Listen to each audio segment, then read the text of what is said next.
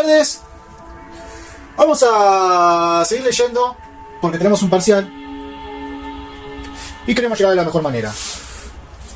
Lo que voy a hacer primero que nada es terminar por completo todos los textos de la unidad 1, después todos los de la unidad 2, después todos los de la unidad 3. Anteriormente, bueno, estuve leyendo otros textos que serían los PowerPoints de las 3 unidades, como para adelantar y tener un panorama. Pero ahora vamos a lo puntual de cada unidad. Y después yo en la lista de reproducción lo voy a acomodar como tiene que ser el orden, digamos. Primero van a estar los videos de la unidad 1, después van a ir la unidad 2, unidad 3 y unidad 4, que es la que entra en el primer parcial. Este texto que voy a leer ahora es de Daniel Alberto Salzay. Es una revista jurídica llamada UCES. Y es sobre derecho público la revista. Y vamos a ver las consideraciones en torno del federalismo argentino. Tiene una introducción, después viene una comparación con el sistema federal de los Estados Unidos de América, las modificaciones introducidas por la reforma constitucional de 1994 y unas consideraciones finales.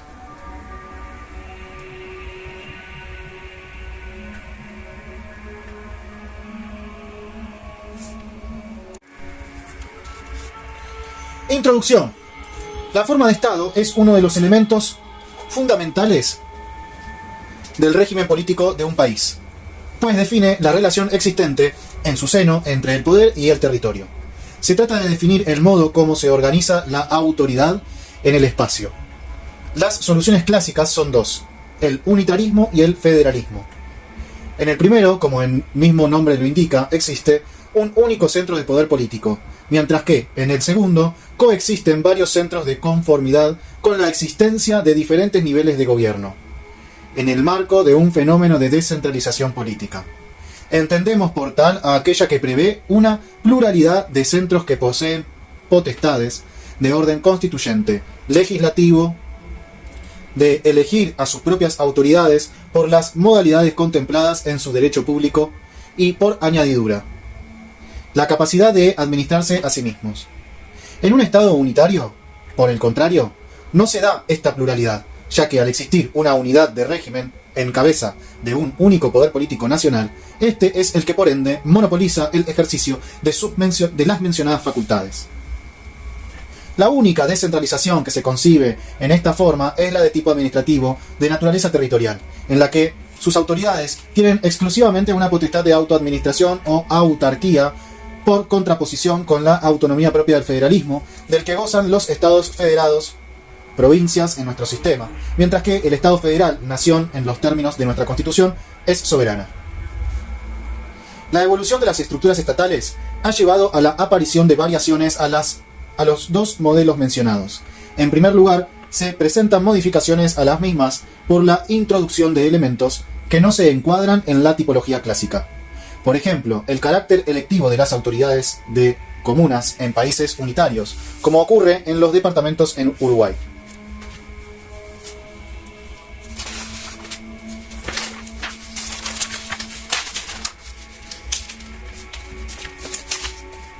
En segundo término, cabe señalar las nuevas formas de descentralización que se derivan de los fenómenos de regionalización en países unitarios. Al respecto, los dos casos más característicos son el italiano y el español. Curiosamente, la reforma constitucional de 1994 incorporó a las regiones para fines económico-sociales, artículo 124 de la Constitución Nacional, entre las modificaciones al federalismo que el constituyente reformador ha brindado. Nuestro federalismo se encuentra cada vez más debilitado y nos animamos a afirmar que nunca se consolidó en nuestro sistema político. Por el contrario, hemos sufrido un permanente proceso de centralización que se corresponde con lo que ha sucedido con nuestra forma presidencialista de gobierno. Así las cosas, nos parece importante bucear en los antecedentes nacionales para compararlos con lo ocurrido en los Estados Unidos de América, cuya constitución ha sido la fuente directa de nuestra organización del poder, tanto en el territorio como en la estructura gubernamental. Nos parece interesante tomar en cuenta la relación que encuentra la denominada por Gibson Escuela Democrática de Federalismo, precisamente entre este y el fortalecimiento del sistema democrático. Al respecto, este autor señala que dentro de la mencionada doctrina al federalismo se lo considera directamente relacionado con las prácticas democráticas. ya sea desde la perspectiva que observa a los gobiernos locales como más responsables hacia los ciudadanos individuales que los gobiernos nacionales. Como desde aquella visión que ve en esos gobiernos baluartes democráticos contra los abusos de un Estado central. Vamos de nuevo. Al federalismo se lo considera directamente relacionado con las prácticas democráticas, ya sea desde la perspectiva que observa a los gobiernos locales como más responsables hacia los ciudadanos individuales que los gobiernos nacionales, como desde aquella visión que ve en esos gobiernos baluartes democráticos contra los abusos de un Estado central.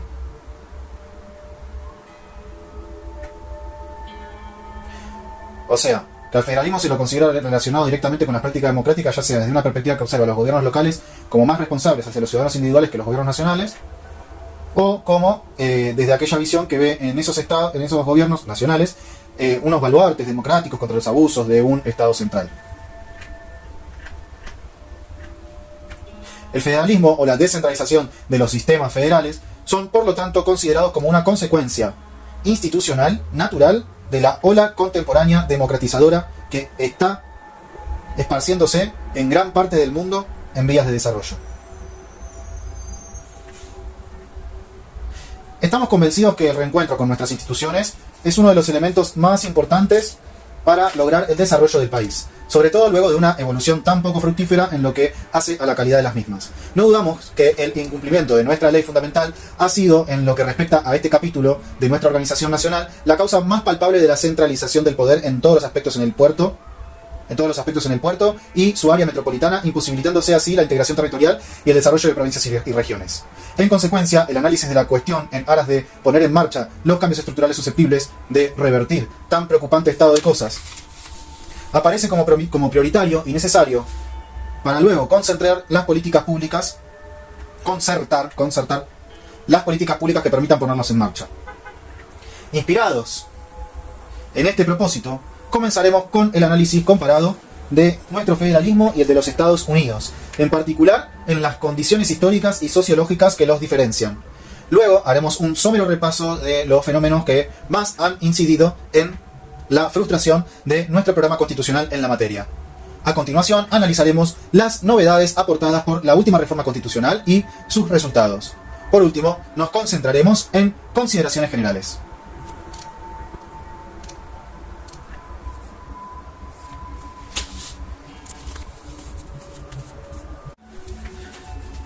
Vamos con el subtítulo 2. Comparación con el sistema federal de los Estados Unidos. Empezamos ahora a comparar con el sistema federal de los Estados Unidos.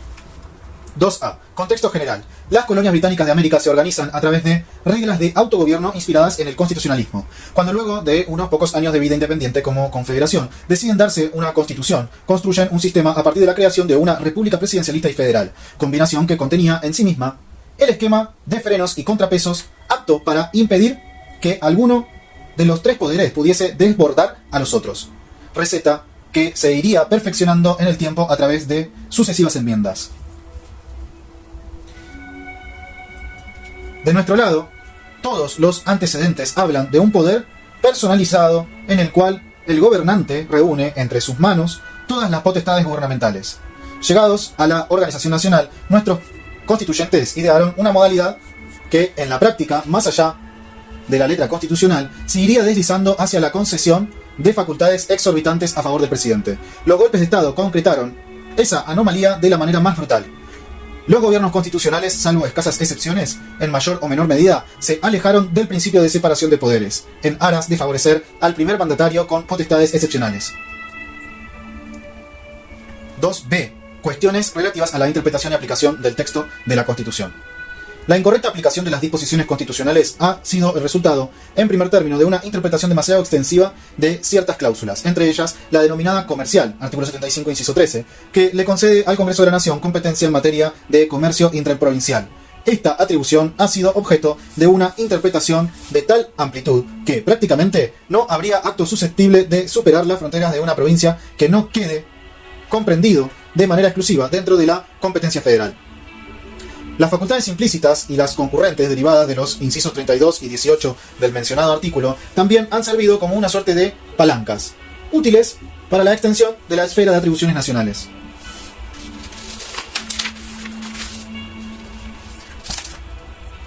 La consecuencia de este destino nacional de múltiples cuestiones, y en particular de aquellas que han surgido de resultas de la evolución que se ha producido a nivel mundial y en las actividades en el casi siglo y medio de vigencia de la Constitución, ha sido muy bien caracterizada por Frías, quien sostiene que toda materia de gobierno que por su originalidad, dimensión o estrecha vinculación operativa con facultades del gobierno central requiere en alguna etapa su asistencia técnica y económica o su concertación interjurisdiccional, tiende a ser dominada o integrada entre los poderes del gobierno central.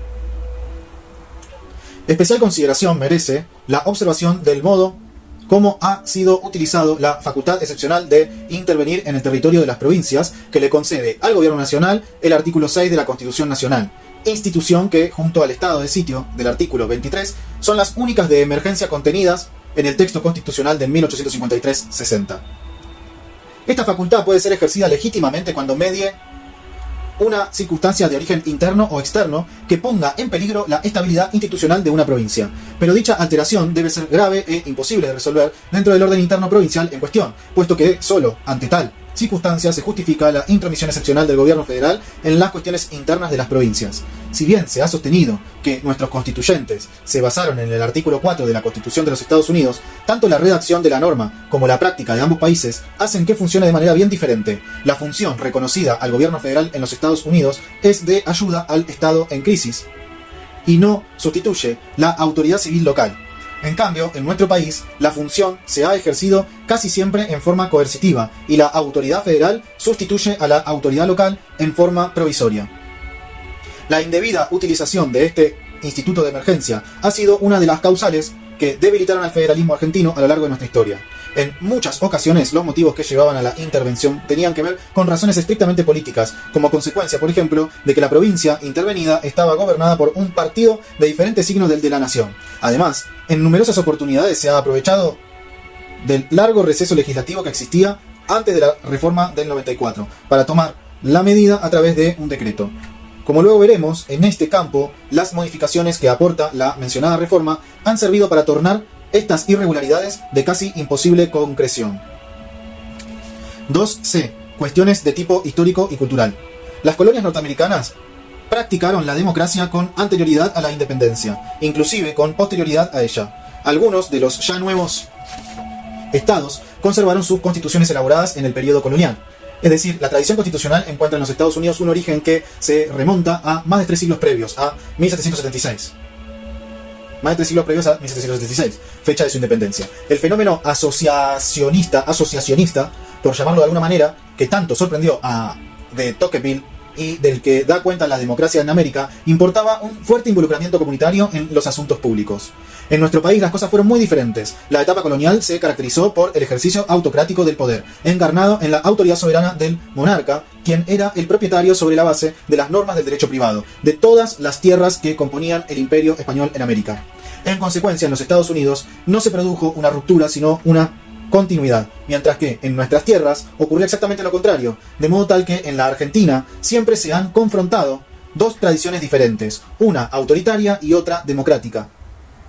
Y en ese marco fue imposible asegurar la continuidad constitucional, así como también lograr una adecuada observancia del principio de legalidad. Resultado de ello fueron los múltiples y prolongados periodos de gobierno de facto,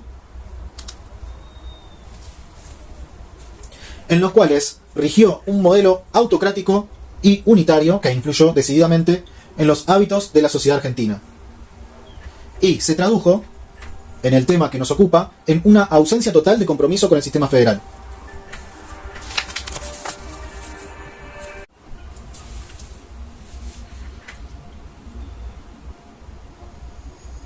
(2D).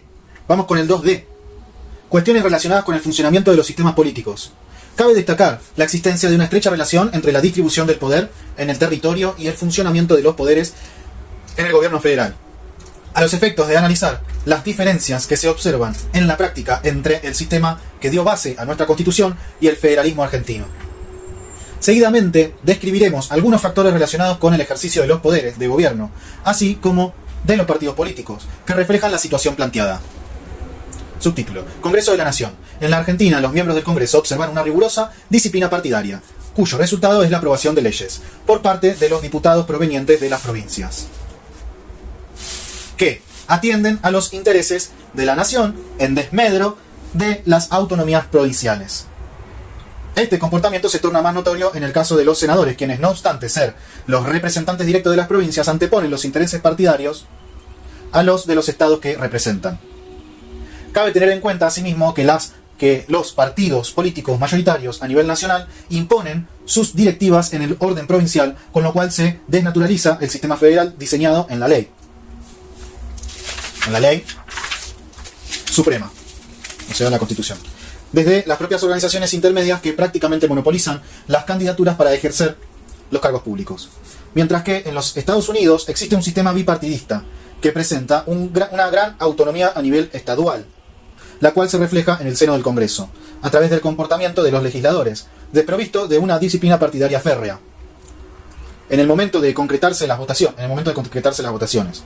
Ello facilita la formación de mayorías que varían en función de la temática objeto de tratamiento y no de las pertenencias partidarias de sus representantes. Es decir, que se tiende a satisfacer preponderantemente intereses ligados a la representación territorial o a los grandes temas nacionales, en detrimento de la necesidad de las estructuras partidarias. La verdad, este Sapsai siempre es lo mismo, boludo. ¿Qué querés que te diga? Poder Ejecutivo, otro subtítulo. La desmesurada concentración de facultades en el presidente de la República, sumado a un excesivo personalismo, impide la concreción de un federalismo auténtico. Expondremos a continuación algunas notas que caracterizan el sistema instrumentado en los Estados Unidos y que se reflejan en la distribución del poder en el territorio. Ellas son: 1. Un Congreso fuerte que a lo largo de la historia estadounidense se ha ido afirmando como una importante palanca de contención de las atribuciones del Poder Ejecutivo, lo que lleva a muchos publicistas de ese país a rebautizar al sistema con la denominación de régimen congresional, en lugar de presidencialista. 2. Una Corte Suprema de Justicia Federal que, a través de la creación del control de constitucionalidad de las normas y de los actos de gobierno y de una imagen de prestigio inigualada en la opinión pública, logró una cuota nada desdeñable de poder y sobre todo razonablemente protegida de las influencias políticas de los otros poderes del Estado. 3. La necesidad del acuerdo del Senado para la designación de los funcionarios, secretarios y responsables de los principales organismos nacionales que acompañan desde el Ejecutivo la gestión presidencial. De nuevo la necesidad del acuerdo del Senado para la designación de los funcionarios. O sea, los ministros los saca y los pone y los mete como acá. Tiene que pasar por el Senado. Secretarios y responsables de los principales organismos nacionales que acompañan desde el Ejecutivo. O sea, los cargos del Ejecutivo los eligen a partir tiene que pasar por el Senado. Tiene que estar de acuerdo con el Senado. Eso cambia bastante todo. Igual, hoy en día es re presidencialista con Trump, pero por ahí es lo que vemos. La imagen más directa, más abstracta, y en lo más concreto de la estructura del país, tienen que pasar todas estas cosas que no sé, yo no tengo ni idea, la verdad. Recién me entero que el gabinete del presidente tiene que pasar por el Senado, por ejemplo. Pero es interesante. Detrás de las características mencionadas se encuentra un federalismo real, en el cual las fuerzas centrípetas y las centrífugas que subyacen en todo sistema de descentralización territorial del poder se ubican en un justo equilibrio, de modo tal que las autonomías estaduales operan también como un control de los actos del presidente, en la medida en que conservan una cuota apreciable de potestades gubernativas efectivamente ejercidas por ellas.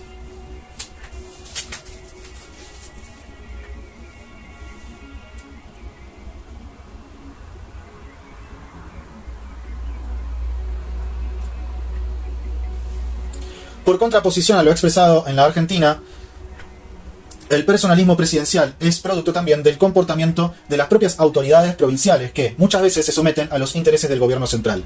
Es cierto que esta actitud se ve cada vez más forzada por la concentración de recursos económicos en manos nacionales, cuyas autoridades prácticamente mantienen en condición de rehenes a los titulares de los poderes ejecutivos provinciales.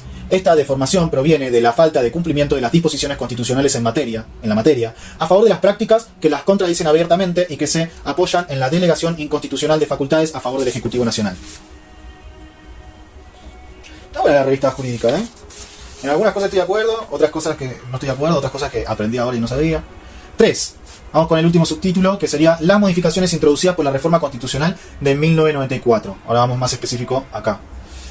Menemismo. Era en esa época, estamos en Argentina. digamos que la Constitución 94 es un acuerdo, una negociación entre el menemismo de ese momento, que estaba también con la UCD, con Alfonsín y los radicales, y cada uno metió cosas que quería meter, digamos, en la nueva Constitución.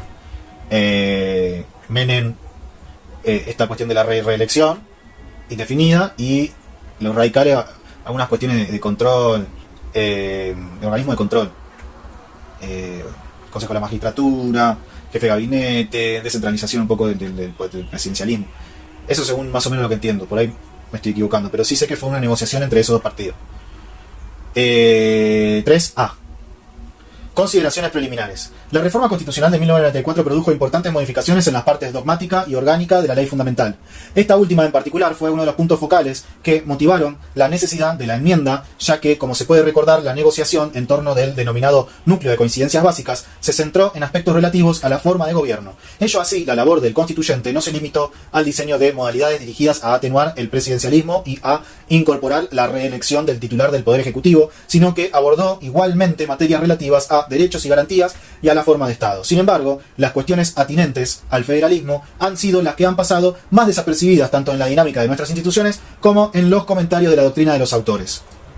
Esta situación nos resulta por demás paradojal, ya que el federalismo argentino ha sido objeto de importantes retoques por parte del constituyente reformador. Una primera aproximación nos lleva a afirmar que la descentralización política del poder en el territorio ha quedado claramente fortalecida de resultas de la incorporación de nuevas cláusulas en el capítulo consagrado a los gobiernos de provincia de nuestra Carta Magna, como así también en otras de sus disposiciones. Hernández efectúa una interesante categorización de la evolución de nuestro federalismo, a la que divide en 4 etapas. La última es la que inaugura la reforma, en la que, en su calidad de convencional constituyente, inspiró gran parte de las modificaciones relativas a la cuestión en tratamiento. Pone el acento en la finalidad de mayor descentralización a partir del acrecimiento de las facultades provinciales, tanto de manera explícita, artículo 124 de la Constitución Nacional, como en un mejor resguardo de ellas en temas tales como el deslinde de las facultades impositivas, la propiedad de los recursos naturales, entre otras.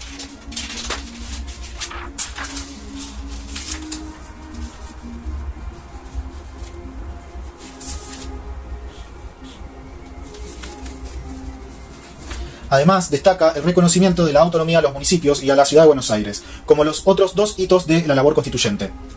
En cuanto a lo político institucional, lo primero que destacamos es la existencia ahora de 4 órdenes de gobierno: el federal, el provincial y el de la Ciudad Autónoma de Buenos Aires, y el de los municipios autónomos. Voy a tomar un macecito antes de que la yerba se ponga fría. Me quemé. Mucha tu madre.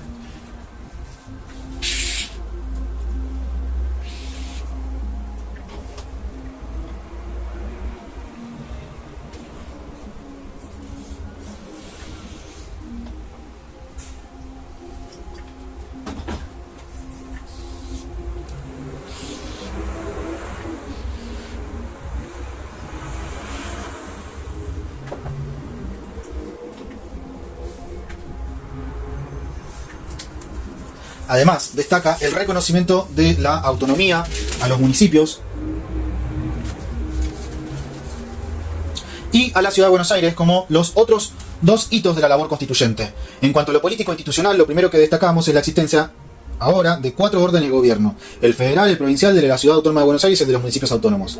Antes de la reforma aparecían con claridad solo 2 órdenes gubernamentales, el federal y los provinciales, mientras que existía un profundo debate que abarcó muchos años de nuestra historia sobre la naturaleza jurídica de los municipios, que separaba en general a constitucionalistas y municipalistas por un lado y administrativistas por el otro, según admitiesen o no un tercer nivel de gobierno. Cabe recordar que a través de la reforma de los expresidentes Alfonsín y Menem, a ver, acá dice que la reforma fue de los 2, digamos.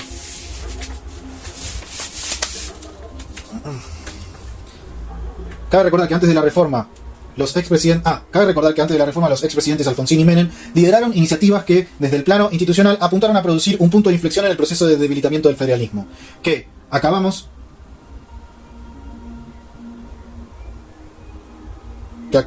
de describir con anterioridad. Así, durante la presidencia de Raúl Alfonsín se creó el Consejo para la consolidación de la democracia,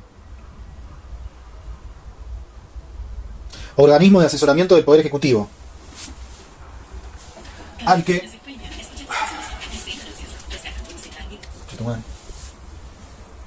entre otros cometidos, se le confió el estudio de una reforma constitucional. Así, durante la presidencia de Raúl Alfonsín se creó el Consejo para la Consolidación de la Democracia, organismo de asesoramiento del Poder Ejecutivo, al que, entre otros cometidos, se le confió el estudio de una reforma constitucional. A esos efectos, el Consejo produjo 2 dictámenes que fueron editados con anexos que incluyen todos los trabajos elaborados en las diferentes comisiones, entre las cuales la tercera se ocupó de lo relativo a atribuciones de las provincias y federalismo. El planteo de este tópico se centró en la reorganización de las funciones del Senado Federal, la intervención a las provincias, los establecimientos de utilidad nacional, recursos naturales, regionalización, servicios públicos y régimen financiero. Las soluciones contenidas en el tratamiento de esos tópicos sirvieron de importante antecedente para la tarea del constituyente reformador del 94. El gobierno de Carlos Menem celebró el 25 de mayo de 1990 un pacto con las provincias que se denominó Acuerdo de Reafirmación Federal. Se trató de un compromiso de unidad federal que materializaba las ideas expuestas por el justicialismo desde la restauración democrática, que fueron confirmadas por el propio Menem durante la campaña electoral. El acuerdo de 19 artículos establecía una serie de compromisos en diferentes áreas como salud, educación, finanzas, entre otras potestades concurrentes, con el objeto de lograr un federalismo de concertación, de modo de revertir el proceso de acumulación de facultades en manos del gobierno nacional. El constituyente de reforma ha querido vigorizar el federalismo a través de innovaciones contenidas en las siguientes cláusulas. 1. Modificaciones al régimen financiero. Artículo 75, inciso 2. Apoyo a la tesis de los poderes compartidos en materia de establecimientos de utilidad nacional. Artículo 75, inciso 30, infine. 3. Autonomía municipal. Artículo 123. 4. Introducción de la noción de región. Artículos 124 y 75, inciso 19. 5. Ampliación del ámbito de actuación de los acuerdos parciales. Artículos 124 y 125. 6. Autonomía de la Ciudad Autónoma de la Ciudad de Buenos Aires. Artículo 129. 7. Concesión de potestades a las provincias en materia internacional. Artículo 124. Y la propiedad de los recursos naturales, artículo 124. Concesión de potestades a las provincias en materia internacional. 8. Distribución de competencias en materia ambiental, artículo 41, tercer párrafo. Y 9. Determinación del órgano en la intervención federal. Artículo 75, inciso 31. A continuación analizaremos los establecimientos de utilidad nacional, la región y los recursos naturales y el medio ambiente, lo que nos permitirá fundamentar nuestras consideraciones finales. 3b. Establecimientos de utilidad nacional. El deslinde de competencias en los establecimientos de utilidad nacional ha constituido hasta la reforma del 94 una de las más controvertidas problemáticas de la historia constitucional argentina. En efecto, surgían dificultades interpretativas a partir de la redacción poco clara del ex artículo 67, inciso 27 de la Constitución Nacional, hoy artículo 75, inciso 30. Las disposiciones giraban en torno de la determinación de si la nación ejercía una jurisdicción exclusiva o bien si su competencia sobre el establecimiento era compartida con las potestades de las provincias y o los municipios en cuyos ámbitos especiales el establecimiento había sido creado. Retenían, en tanto y en cuanto el ejercicio de las mismas no contraviniera la finalidad que había llevado a la creación del establecimiento. Qué quilombo, ¿no? No se entiende una chota.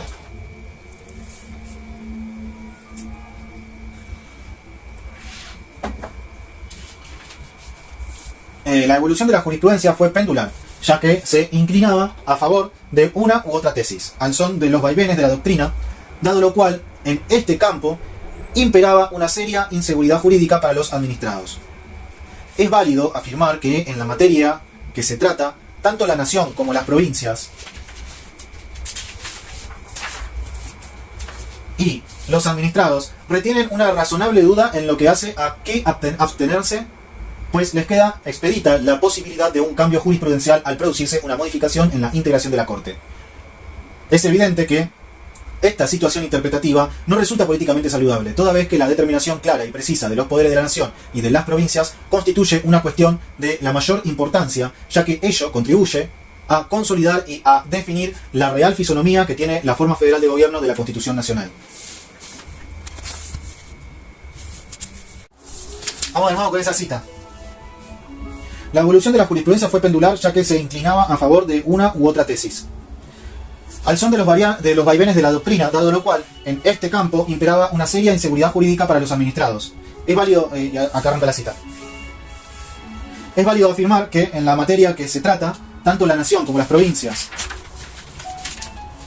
y los administrados retienen una razonable duda en lo que hace a qué atenerse, pues les queda expedita la posibilidad de un cambio jurisprudencial al producirse una modificación en la integración de la Corte.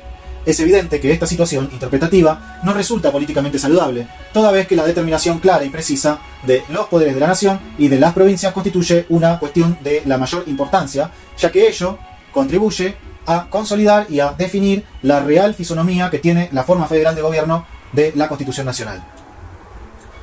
Listo. Esto es Ramallo Raúl Alberto. Pues bien, de la última cita surge con claridad que es necesario establecer los límites de accionar nacional en los territorios provinciales. De lo contrario, se corre el riesgo de provocar una desmedida e injustificada invasión de los mismos. Lo que el constituyente de reforma ha efectuado es precisamente acoger la doctrina de los poderes compartidos entre niveles de gobierno. El límite que antes no existía y que la Constitución la impone es dictar la legislación necesaria para el cumplimiento de los fines específicos en esos establecimientos. La antigua Constitución no contemplaba ni el requisito de la necesidad ni el requisito del fin específico. Creemos que la necesidad como causa y el fin específico como motivo final están marcando dos límites concretos de razonabilidad a esta determinación de la legislación excluyente o exclusiva. Podrá legislar en tanto y en cuanto esa legislación sea necesaria y lo justifiquen los fines específicos de la utilidad común. En el mismo sentido, se ha expresado que la modificación del artículo 67, inciso 27, hoy artículo 75, inciso 30, incorporó la tesis concurrente sobre la base de un criterio finalista. La reforma es sobria pero suficientemente clara. Involucra no solo a las provincias sino también a los municipios, estipulando que ambos conservarán los poderes de policía e imposición sobre los establecimientos de utilidad, en tanto no interfieran en el cumplimiento de los fines específicos de dichos establecimientos. Este mismo autor destaca que la solución que brinda la reforma se ubica del lado del federalismo de concertación, tan caro a Frías, reemplazando así al federalismo dual o confrontativo que en nuestro tema llevaba al exclusivismo nacional en desmedro de las provincias y los municipios. Por nuestra parte, utilizamos la expresión federalismo de imposición para caracterizar el mismo fenómeno, que es aquel en el cual prevalece indefectiblemente la voluntad cualquiera que ella fuere de la parte más fuerte por sobre la de la más débil, es decir, la decisión nacional por sobre el protagonismo local. Zanjada, como ha quedado luego de la reforma, la cuestión de las facultades provinciales y municipales en los establecimientos de utilidad nacional, el constituyente ha determinado que la jurisdicción nacional sobre los mismos no puede en ningún caso anular el poder de policía y de imposición que les cabe a los primeros en dichos lugares, pero las mencionadas potestades provinciales y municipales deben compadecerse con las finalidades de los establecimientos de modo de no interferir en el cumplimiento de las mismas.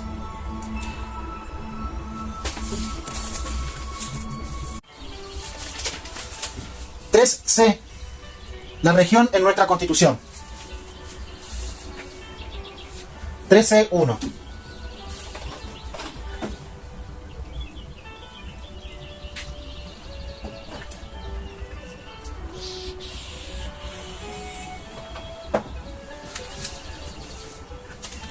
Concepto. De nuevo, 13. La región en nuestra Constitución. 13.1. Concepto. La reforma constitucional por primera vez introduce la noción de región en el texto de nuestra ley fundamental. El término aparece en el título segundo de la segunda parte de la Constitución, Gobiernos de provincia. El artículo 124, en la parte pertinente, faculta a las provincias a crear regiones para el desarrollo económico y social y establecer órganos con facultades para el cumplimiento de sus bienes. A partir de esta referencia es preciso determinar el alcance de la expresión, teniendo en cuenta de que existen distintos tipos de regiones y diferentes modelos de regionalización. Debemos precisar entonces el sentido que le ha dado el constituyente a esta nueva modalidad institucional. Pensamos que su finalidad está vinculada con el desarrollo económico y social, como así también con la necesidad de compatibilizar y armonizar facultades interjurisdiccionales y o concurrentes. Ello a fin de evitar la superposición de autoridades y fragmentación de responsables en aras de lograr la resolución concertada de conflictos y la búsqueda de soluciones conjuntas a asuntos compartidos. Acá no se está creando un nuevo nivel político de gobierno, sino que la provincia sigue siendo el centro de redistribución territorial del poder y la región está constreñida al logro de objetivos de carácter económico y social.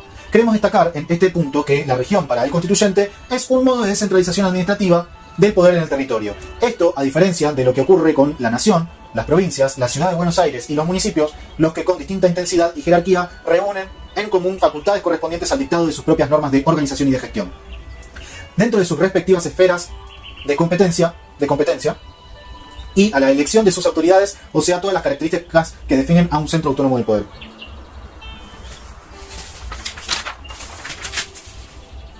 La Constitución, por lo tanto, en lo que hace a la región, ha optado por una concepción jurídica en sentido particular, ya que se la reconoce solo para el cumplimiento de fines limitados. En otros ordenamientos, en cambio, se la concibe en sentido más pleno, es decir, como una forma de descentralización política dotada de autonomía, como en los casos de España e Italia. Claro que en estas dos experiencias nos encontramos frente a países unitarios que deciden adoptar una suerte de neofederalismo o de Estado autonómico regional, como muchos constitucionalistas españoles caracterizan a su país. En lo que respecta a la Argentina, no olvidemos que, a diferencia de los países europeos citados, nosotros constituimos un Estado federal, dentro de un esquema clásico federal, inspirado en la Constitución de los Estados Unidos. Las provincias gozan de esta nueva facultad, que debe prosperar por medio de la celebración de convenios con conocimiento del Congreso de la Nación. El criterio que acabamos de exponer no constituye una opinión aislada. Al respecto, Dromi y Menem consideran que el regionalismo concertado es el que más eficientemente compatibiliza los intereses de la unidad nacional con la diversidad local. Y más adelante, en consonancia con nuestra postura, entienden que no debemos confundirnos y dar otro nombre al federalismo. El único regionalismo a promover en el país es el que surge de una realización acabada, real y sólida del federalismo, no el que es producto de la constitución de regiones con poder político por encima de las provincias. El regionalismo válido y posible para la Argentina es el de la integración y coordinación del esfuerzo en pos de los intereses comunes. En el mismo sentido, Vidal Campos sostiene que el regionalismo, si así cabe llamárselo, que escuetamente esboza la nueva norma incorporada por la reforma, no intercala una nueva estructura política en la organización tradicional de nuestro régimen, en el que se mantiene la dualidad distributiva del poder entre el Estado federal y las provincias.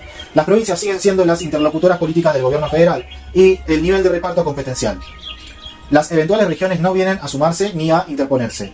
Más adelante, nuestro autor le da aún más luz a las incertidumbres que suscita la nueva figura institucional cuando expresa que la regionalización prevista implica un sistema de relaciones interprovinciales para la promoción del desarrollo que el artículo califica como económico y social, y por faltar el nivel de decisión política, tales relaciones entre provincias regionalizadas habrán de ser, en rigor, relaciones intergubernamentales que no podrán producir desmembramientos en la autonomía política de las provincias. Por otra parte, Vidart es concluyente al momento de definir a esta facultad como propia de las provincias. No puede dudarse que la competencia para crear regiones está atribuida a las provincias. Al crear las regiones, las provincias pueden establecer órganos con facultades propias. No obstante, estos órganos no serán niveles de decisión política. También nos parece importante recordar la opinión de otros dos reconocidos constitucionalistas y ex constituyentes que han consagrado gran parte de sus análisis a la interpretación y al desarrollo de nuestro federalismo: Quiroga, Lavie y Rosati. El primero define al Instituto como región para el desarrollo económico y social, para luego afirmar que la idea fuerza de la Constitución es que sean las propias provincias las que dispongan su regionalización a través de acuerdos para el desarrollo, y que dicho fenómeno de descentralización no sea impuesto por el gobierno central como ocurriera durante los gobiernos de facto. En lo que hace a las modalidades de regionalización elegida por el reformador, el publicista estima que a través de este instituto se va a poder institucionalizar en nuestro país la práctica de la descentralización de potestades a favor de agencias independientes, como es habitual en los Estados Unidos. Rosati también enfatiza el carácter estrictamente provincial de esta potestad. Corresponderá a las provincias y no a la nación. Acentúa diseñar el mapa regional, o los mapas regionales para mejor decir, conforme a la materia legislada. se procura inducir un sistema regional sectorial o particular antes que plenario. Las regiones se estructuran para fines específicos, instrumental y adjetivo en lugar de político o sustantivo, en la medida en que la región no constituye una macroprovincia dotada de autonomía. La opinión autorizada de Colautti viene a sumarse a lo dicho hasta ahora, quien considera que la relación entre región y desarrollo marca una clara diferencia entre la región como instrumento de promoción, compatible con nuestra fórmula federal, y la región como presupuesto del Estado regional, que constituye una forma de Estado diferente del federalismo y ajena a nuestro sistema.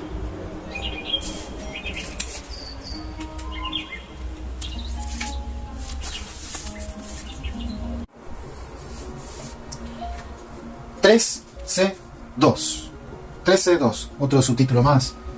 Iván. Potestades del gobierno federal. 3C2, potestades del gobierno federal.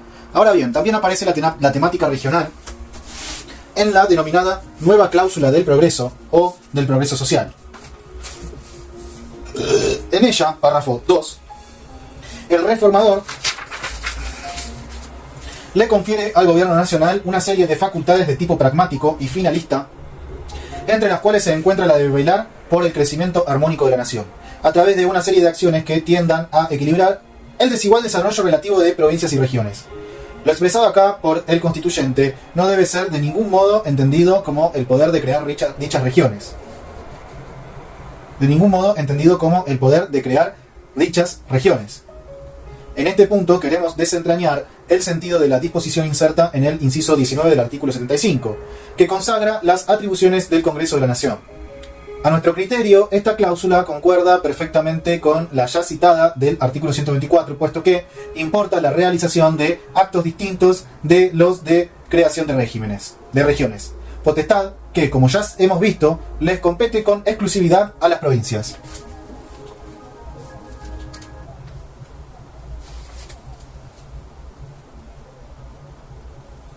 En este caso, el Congreso, en función del trazado y definición regional que previamente hubieran efectuado las provincias, debe llevar a cabo medidas que posibiliten un desarrollo con equidad e igualdad de dichas unidades territoriales o entes de gestión regional. Todo ello en aras a la mejor integración territorial, económica y social de la nación. En segundo lugar, consideramos que la región también ha sido tomada en consideración a las circunstancias históricas que han ido delineando un concepto de ella alejado del que estamos tratando aquí. Se trata de una noción subjetiva fundada en elementos de corte tradicional y que sin lugar a dudas han ido delineando espacios regionales en sentido histórico y hasta sociológico. No es otro el significado que le otorgan a la cláusula que venimos considerando. Los autores a cuya opinión hemos recurrido precedentemente, por ejemplo, Vidal Campos, considera que no parece que pueda reputarse en el artículo 124 y el inciso 19 del artículo 75, apunten a competencias concurrentes. En cambio, si queda la impresión de que la regionalización que acuerden crear las provincias para el desarrollo económico y social en ejercicio de sus competencias deberá coordinarse y, mejor aún, concertarse para que la regionalización guarde armonía y coherencia con las políticas federales diferenciadas. Todo ello en virtud de que las competencias provinciales siempre se sitúan en el marco razonable de la relación de subordinación que impone la Constitución Federal.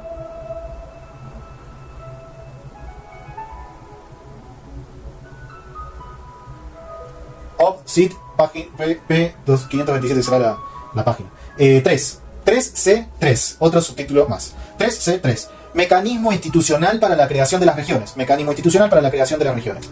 En función de lo antedicho, todo acuerdo de integración regional debe pasar por la modalidad de los llamados tratados parciales que instituye el artículo 125 de la Constitución Nacional. Se trata de una disposición prevista en la Constitución histórica y que en su aplicación ha dado lugar a distintas modalidades de entendimiento entre diferentes provincias, y con posterioridad la interpretación llevó a la posibilidad de que la nación y hasta municipios también fuesen parte en estos convenios. El uso que las provincias han hecho de esta potestad ha variado en el tiempo. En un primer periodo sirvió para la regulación de los límites interprovinciales y cuestiones interjurisdiccionales vinculadas con la administración de justicia. Pero es a partir de la década del 50 que el instituto cobra un sesgo diferente y muy útil para la configuración de un federalismo de concertación. Así, ha servido para la creación de entes interjurisdiccionales, CFI, Confirene, Confema, etc., La gestión de autoridades de cuenca, como las de los ríos Bermejo y Colorado, entre otras, la realización de obras de infraestructura en Puente de Santa Fe Paraná, la puesta en marcha de actividades comerciales, Corporación de Mercado Central de Buenos Aires, etc. De hecho, ha sido de utilidad para la viabilización del concepto de región a que se alude en el artículo anterior. Hoy, con los distintos tipos de convenios que estimula la ley fundamental, estos acuerdos deberían cobrar un nuevo auge y una mayor precisión y aval jurídicos. Tiro una. Para esto, la Feria de la Salada, por ejemplo, ¿no? Que ya es como algo que está instalado ahí, no se puede parar, digamos. Lo quisieron voltear y a territorios de la gente. Ya es así. Rosati comparte esta posición, pues considera que la cláusula que habilita la región como creación interprovincial establece que dichas articulaciones deberán ser comunicadas al Congreso Nacional. No se requiere de su aprobación, sino de su conocimiento. Con ello se resguarda la autonomía provincial, absteniéndose el gobierno federal de imponer regiones a las provincias. Como podemos apreciar, el comentarista está apelando en todo momento, aunque de modo implícito, a lo establecido en la primera parte del artículo 125 de la Constitución Nacional. Colautti, por su parte, entiende que las regiones deberán constituirse por medio de leyes, convenios locales o tratados parciales que institucionalicen una coordinación interprovincial.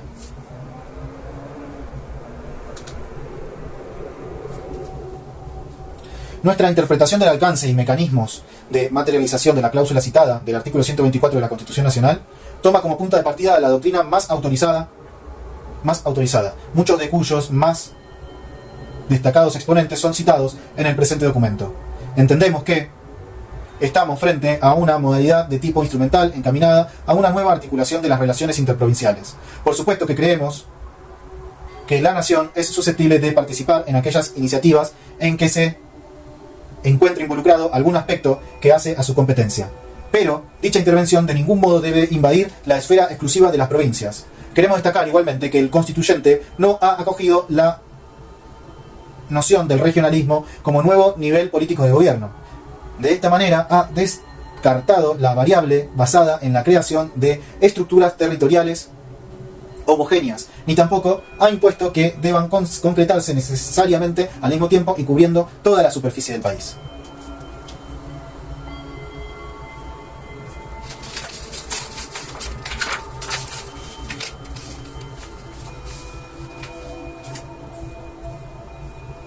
Creemos, sin embargo, que partiendo del esquema constitucional vigente se podrá arribar a un federalismo de concertación, vigorizado en relación a las iniciativas precedentes. Este deberá ir estructurándose con el acuerdo expreso de las partes, las provincias y en la medida de sus necesidades. Se trata de un plan paulatino en el tiempo que llevará necesariamente a un modo diferente de toma de decisiones en base a una genuina participación intrafederal, pero los acuerdos deben ir lográndose desde la base y no por medio de la actitud autoritaria del centro. 3D. Dominio de los recursos naturales y medio ambiente. En la órbita de los recursos naturales, el constituyente ha considerado pertinente establecer de manera explícita que el dominio originario de los mismos les pertenece a las provincias. Artículo 124, infine, Constitución Nacional. La potestad, de todas maneras, les competía a ellas, aún con anterioridad a la reforma. Recordemos que estamos en el 3D ahora, 3D. Dominio de los recursos naturales y el medio ambiente. Dominio de los recursos naturales y medio ambiente. Ya pasamos a dominio de los recursos naturales y medio ambiente, 3D. En la órbita de los recursos naturales, el constituyente ha considerado pertinente establecer de manera explícita que el dominio originario de los mismos les pertenece a las provincias. Artículo 124, infine, de la Constitución Nacional. La potestad, de todas maneras, les competía a ellas, aun con anterioridad a la reforma. Ella surgía de manera implícita en la medida que no había sido materia delegada a la nación. Sin embargo, la práctica institucional había puesto de manifiesto una conducta constante de las autoridades nacionales lesiva de la competencia provincial en la materia. De hecho, se trató de un accionar inconsulto y contrario a la ley fundamental de parte de la nación, consistente en arrogarse el ejercicio de funciones en materia de recursos naturales ubicados en el territorio provincial. Este inadecuado manejo de atribuciones produjo muchas veces un vaciamiento del dominio provincial sobre dichos recursos. En la actualidad, la clara disposición de nuestra ley fundamental que mencionada tiende a revertir este proceso, pues en la medida en que no se discuta quién es el titular del dominio, tampoco resulta factible desconocer a quién le compete el ejercicio jurisdiccional. En derecho existe un principio fundamental según el cual la jurisdicción se deriva del dominio y por lo tanto su ejercicio le compete a quien es su titular, salvo que la ley establezca lo contrario para casos particulares y con carácter excepcional.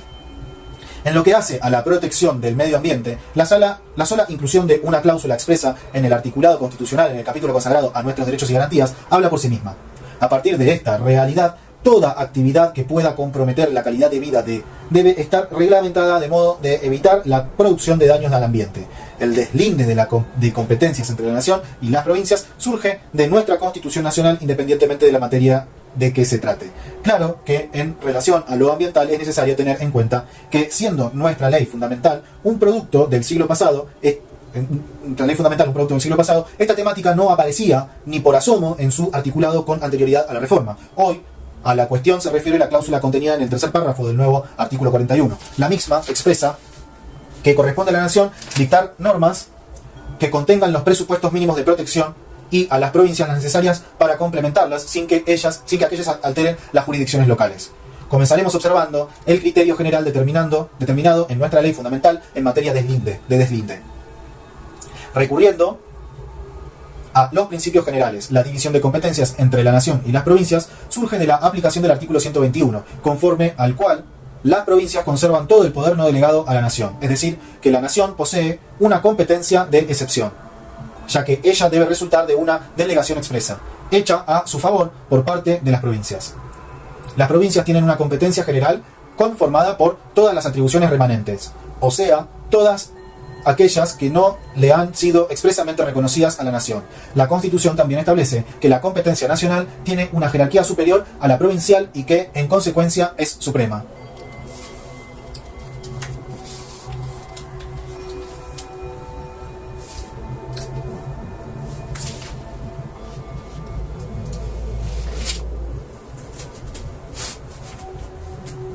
El análisis debe continuar con la observación de otras disposiciones agregadas por la reforma al texto constitucional. En el capítulo dedicado a los gobiernos de provincia, el constituyente ha considerado conveniente expresar que corresponde a las provincias el dominio originario de los recursos naturales existentes en su territorio. Corresponde a las provincias el dominio originario de los recursos naturales existentes en su territorio. Artículo 124 de la Constitución Nacional. Esta disposición debe ser considerada con cuidado en la medida que al titular del dominio de algún bien, como regla general, le corresponde el ejercicio de la jurisdicción sobre el mismo, como ya ha quedado dicho con anterioridad. Es decir, que al titular del dominio de una cosa, en nuestro caso de recursos naturales, le compete el ejercicio de las jurisdicciones susceptibles de ser ejercitadas sobre los mismos. Cada una de dichas jurisdicciones se corresponderá con alguna función de gobierno que hace a la utilización del recurso sobre el cual ella se ejerce. En nuestra materia, como hemos visto, se ha producido una delegación a favor de la nación en lo que hace a la determinación de presupuestos mínimos para la protección ambiental, los que deberán aplicarse necesariamente en relación con el uso de los recursos naturales. Ahora bien, la combinación de ambas disposiciones, artículo 41 y 124, nos induce a pensar que la delegación se efectuó bajo la condición de que su ejercicio no importara un vaciamiento del dominio que tienen las provincias sobre esos mismos recursos. De otro modo, no se entiende cuál habría sido la intención del constituyente al establecer la cláusula de resguardo de la competencia provincial que importa el artículo 124 infine. La Corte Suprema de Justicia de la Nación ya ha tenido oportunidad de manifestarse al respecto. El pronunciamiento se produce como respuesta a una demanda deducida por un particular contra la provincia de Buenos Aires, que persigue la inconstitucionalidad de una norma provincial que homologa un acuerdo entre el gobernador y una empresa privada. En la parte pertinente, la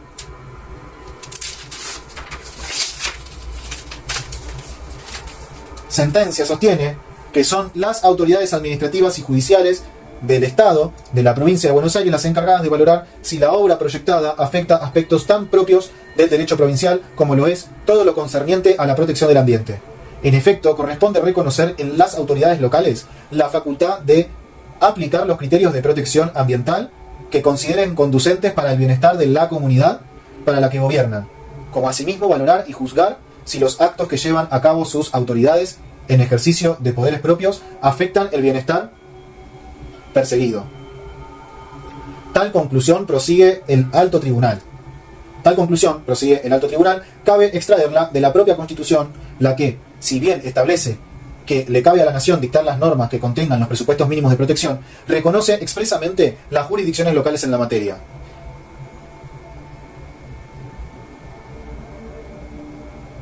Que no pueden ser alteradas.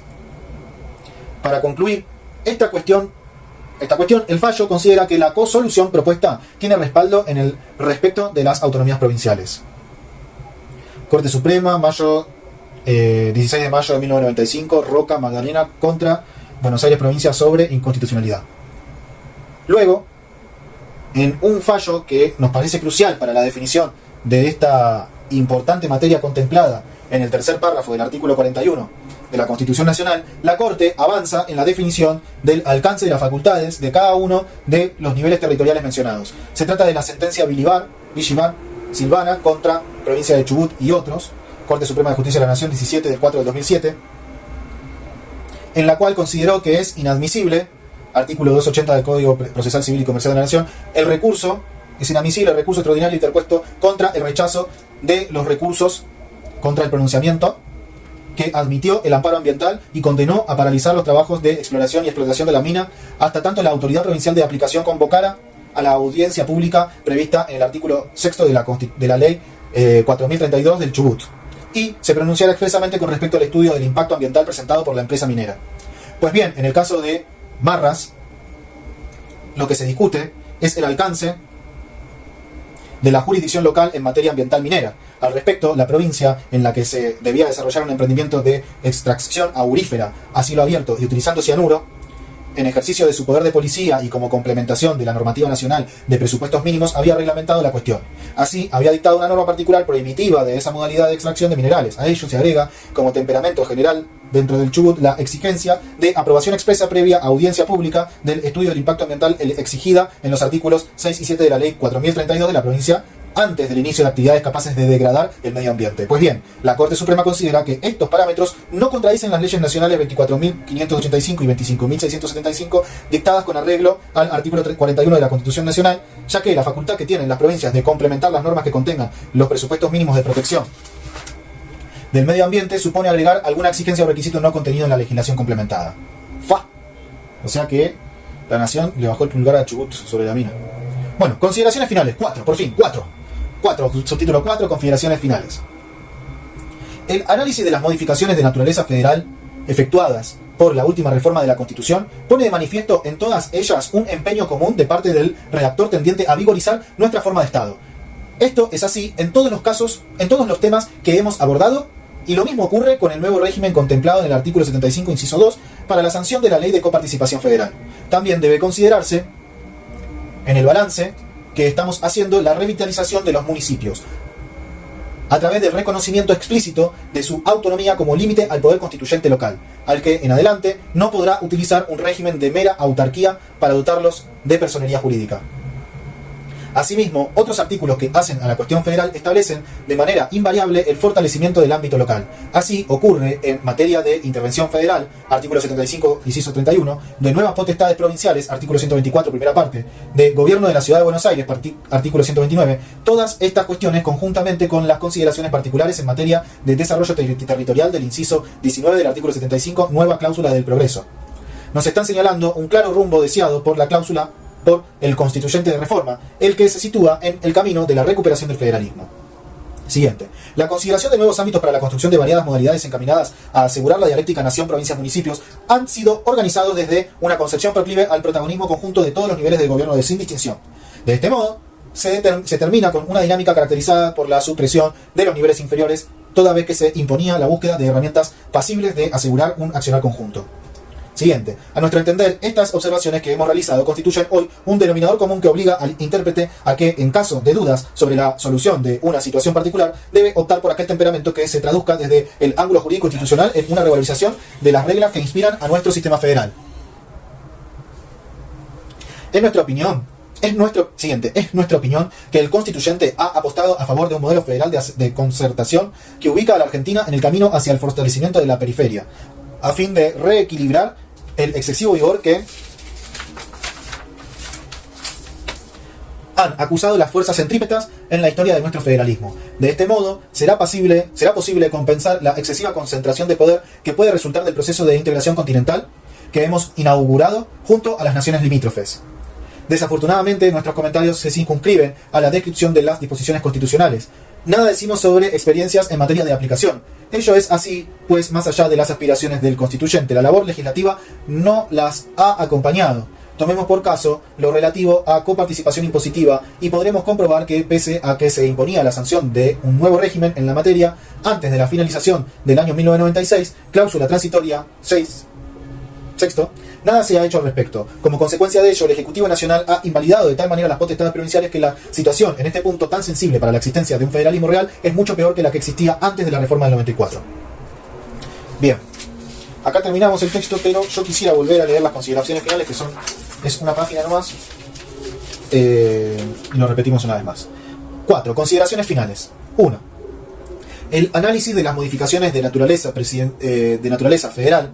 El análisis de modificaciones de naturaleza federal efectuadas por la última reforma de la Constitución pone de manifiesto en todas ellas un empeño común de parte del redactor tendiente a vigorizar nuestra forma de Estado. Esto es así en todos los temas que hemos abordado y lo mismo ocurre con el nuevo régimen contemplado en el artículo 75, inciso 2, para la sanción de la ley de coparticipación federal. También debe considerarse, en el balance que estamos haciendo, la revitalización de los municipios, a través del reconocimiento explícito de su autonomía como límite al poder constituyente local, el que en adelante no podrá utilizar un régimen de mera autarquía para dotarlos de personería jurídica. Asimismo, otros artículos que hacen a la cuestión federal establecen de manera invariable el fortalecimiento del ámbito local. Así ocurre en materia de intervención federal, artículo 75, inciso 31. De nuevas potestades provinciales, artículo 124, primera parte. De gobierno de la Ciudad de Buenos Aires, artículo 129. Todas estas cuestiones, conjuntamente con las consideraciones particulares en materia de desarrollo territorial del inciso 19 del artículo 75, nueva cláusula del progreso, nos están señalando un claro rumbo deseado por el constituyente de reforma, el que se sitúa en el camino de la recuperación del federalismo. Siguiente, la consideración de nuevos ámbitos para la construcción de variadas modalidades encaminadas a asegurar la dialéctica nación-provincias-municipios han sido organizados desde una concepción proclive al protagonismo conjunto de todos los niveles de gobierno sin distinción. De este modo se termina con una dinámica caracterizada por la supresión de los niveles inferiores toda vez que se imponía la búsqueda de herramientas pasibles de asegurar un accionar conjunto. A nuestro entender, estas observaciones que hemos realizado constituyen hoy un denominador común que obliga al intérprete a que, en caso de dudas sobre la solución de una situación particular, debe optar por aquel temperamento que se traduzca desde el ángulo jurídico-institucional en una revalorización de las reglas que inspiran a nuestro sistema federal. Es nuestra opinión que el constituyente ha apostado a favor de un modelo federal de concertación que ubica a la Argentina en el camino hacia el fortalecimiento de la periferia a fin de reequilibrar el excesivo vigor que han acusado las fuerzas centrípetas en la historia de nuestro federalismo. De este modo, será posible compensar la excesiva concentración del poder que puede resultar del proceso de integración continental que hemos inaugurado junto a las naciones limítrofes. Desafortunadamente, nuestros comentarios se circunscriben a la descripción de las disposiciones constitucionales. Nada decimos sobre experiencias en materia de aplicación. Ello es así, pues más allá de las aspiraciones del constituyente, la labor legislativa no las ha acompañado. Tomemos por caso lo relativo a coparticipación impositiva y podremos comprobar que pese a que se imponía la sanción de un nuevo régimen en la materia antes de la finalización del año 1996, cláusula transitoria sexta, nada se ha hecho al respecto. Como consecuencia de ello, el Ejecutivo Nacional ha invadido de tal manera las potestades provinciales que la situación, en este punto tan sensible para la existencia de un federalismo real, es mucho peor que la que existía antes de la reforma del 94. A la mierda. Bueno, panorama negro para Sapsai. Bueno, por acá ya terminamos este texto y lo incluimos en la lista de reproducción para todos ustedes.